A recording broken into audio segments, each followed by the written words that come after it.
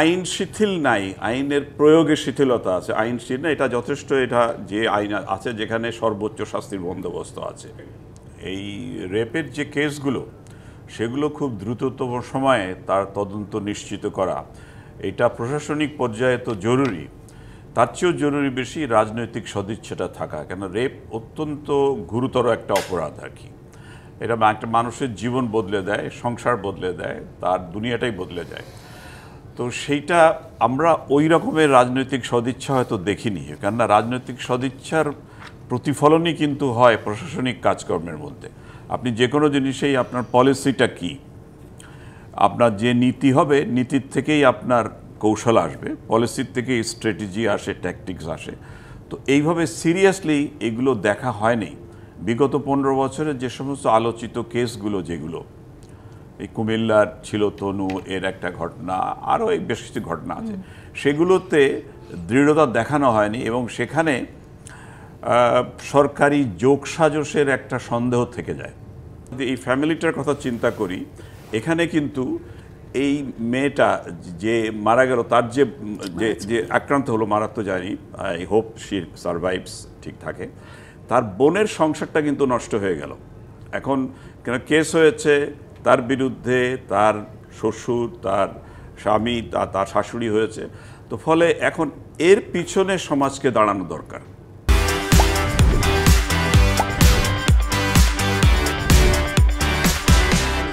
শুধু এই উদ্বেগটার মধ্যে যেন আমরা লিমিটেড না থাকি। এই সংসার নষ্ট হয়ে যাবার ভয়ও তো আসলে অনেকে এই ধরনের অভিযোগগুলো সামনে তুলে নিয়ে আসতে ভয় পায়। সেটাও ঠিক। বহু কেস এগুলো পড়ে, তার কারণ লোকের সাধারণভাবে মনে করে যার অর্থনৈতিক সচ্ছলতা নাই, সে তো মনে করে আমার যা যাওয়ার গেছে, এখন ভবিষ্যতে আমি যদি কিছু টাকা পয়সা পেয়ে আমি কম্প্রোমাইজ করতে পারি, তো এইটাই তো প্র্যাকটিক্যাল হবে আর কি। অন্যদের পক্ষে, যারা সচ্ছল, যারা সমাজের উচ্চ স্তরে, তাদের পক্ষে হয়তো এটা বুঝবার সম্ভব না, কিন্তু নিচের ওই লেভেলে এই জন্য অনেক রেপ কেস পরে কম্প্রোমাইজ হয়ে যায়। পরে বাংলাদেশের আইনও কি খানিকটা শিথিল অবস্থায় আছে? না, আইন শিথিল নাই, আইনের প্রয়োগে শিথিলতা আছে। আইন শিথিল না, এটা যথেষ্ট, এটা যে আইন আছে যেখানে সর্বোচ্চ শাস্তির বন্দোবস্ত আছে।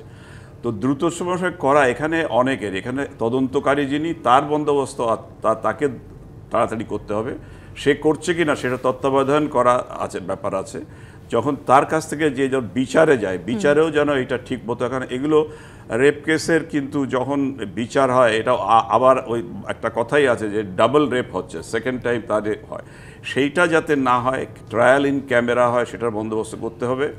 এবং জুডিশিয়ারির থেকে এইটা বন্দোবস্ত, কনসার্টেড এফার্ট দরকার। এবং আজ একবারের না, একটা সাজা বড় যদি হয়ে যায় তো সেইটা একটা ডেটারেন্ট হবে আর কি।